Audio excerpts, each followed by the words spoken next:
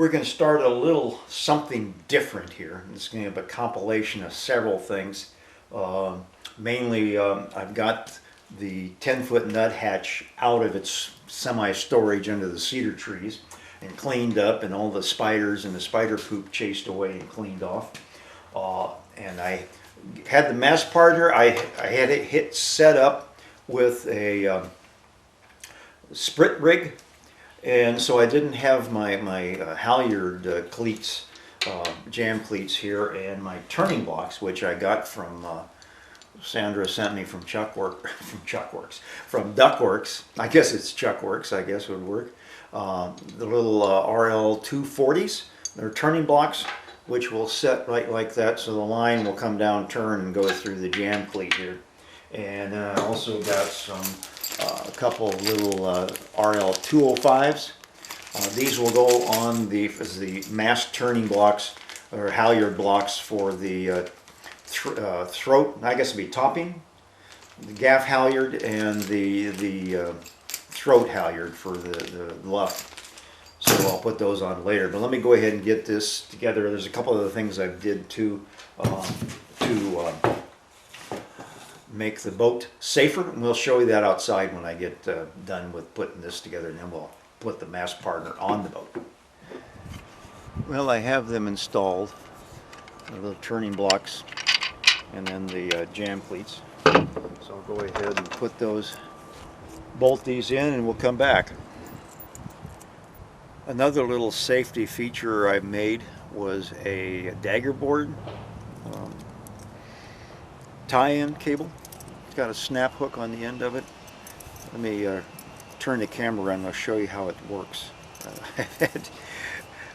Not to say that I'm going to dump the 10-foot nuthatch, but I tend to want to sail them to their limits, and just because it's fun and they're fast. But you know, it's, being forewarned is forearmed, I guess. And what I did was I took a section of some end of some rope I had, and I went and tested it on the Granville Bay, the OMP pod, and here on the 10-foot nuthatch to make sure that it's long enough. And then I've got the clip on it, and then let me just tip down here. And then I put these inchworms on. So now all I have to do is run this through any one of them, and then latch that on so it can only come up. If I want less slack on it, I can run it through twice. Or if one boat needs to be a little longer than the other one, so that limits. No matter when I go upside down, I know there will always be dagger board trunk or dagger board sticking below the bottom of the boat that I can grab on and right myself with. Not like the O&P last week where I had to swim back under the boat and tie off the dagger board. The other thing I did too was I made another boarding step for this one. It's a little bit shorter than the other ones. So basically the idea is you come up and you step on and you really it almost launches you into the hull when you step on it there. Now this hull also has, let me tip down here and reset up here. On a lot of my boats, fishing boats like the HSP and the Flycaster and the Nymph, the little flat transom fishing boats, I added step handles to. These are also, you can lift it with and tie it down, but usually I use the gapped rails for tie down purposes.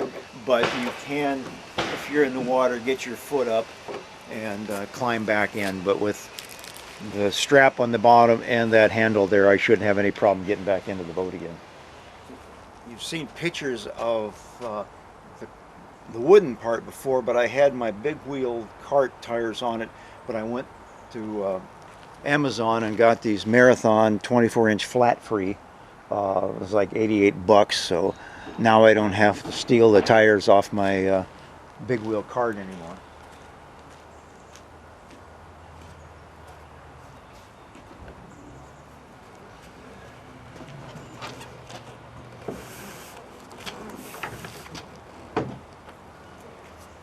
So now I can move it over to where the boat trailer is. And, well, I guess I shall show you what I'm going to do. Be sure you block the wheel. When I transferred the Granville Bay off, put the O&P pad on, I pulled it back and the trailer rolled back on me and it hit the wheels and it broke one of my lens covers off, and I had to epoxy that back on. So, basically.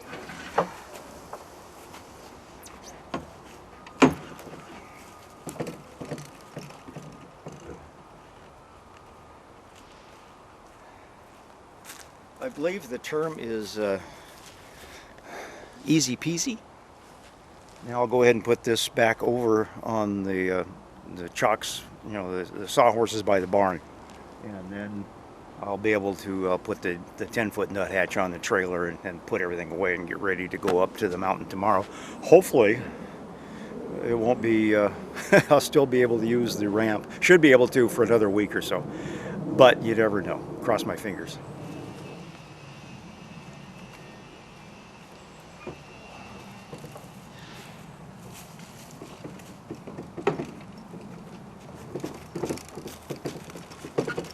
Off we go. I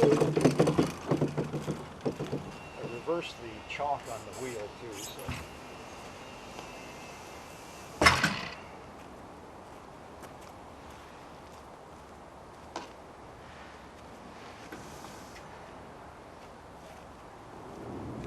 Well, it was hanging out just a little bit too far forward, so I moved the winch arm back. And it's easy to know where to go back to. Just unloosen the 4 bolts and slide it up to where the tire mount is. So it's all strapped down and secure. Now I can just roll it back in place, put the tarp on, and get ready for tomorrow.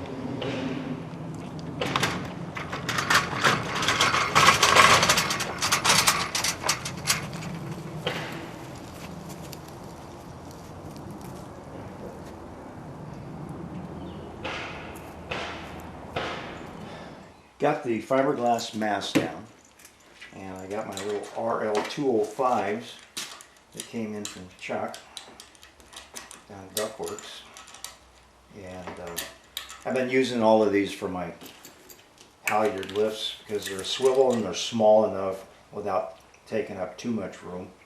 The fun part is getting these rings back on. Well, I've got them finished, and I put some, they call it gaffer's tape. It's like black friction tape to keep from chewing up the paint on the fiberglass mast.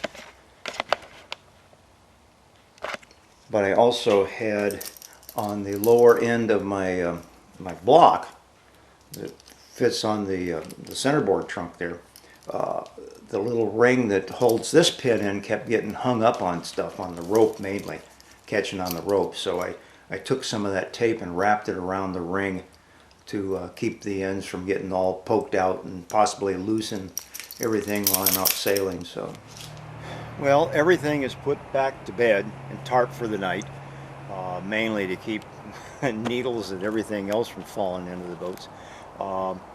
And we'll go sailing. I'm going to check the NOAA weather radio now that I go in, but I'm pretty sure that tomorrow we'll be up on the pass again with the 10-foot nut hatch and with the Tanbark 50-foot pram sail, 50 square feet pram sail, and hopefully it'll stay upright. But I'm going to drive it as hard as I can to see what the potential of the boat, and yeah. If I'm upside down, I'm upside down. It won't be the first time and it won't be the last time. And that's the thing, is you've got to be able to self-rescue. You've got to set your boat up to be able to self-rescue, and you have to wear your life jacket and somewhat stay in shape to crawl back into those things, you know. So it's on you. And we'll come back on the O&P pod on the next thing after we go sailing in the pass. Because I want to reset all the hatches in the boat, and a couple of other things too, and then I guess that's it until I see the next time, probably tomorrow when we're sailing the 10-foot nut hatch. So later. you.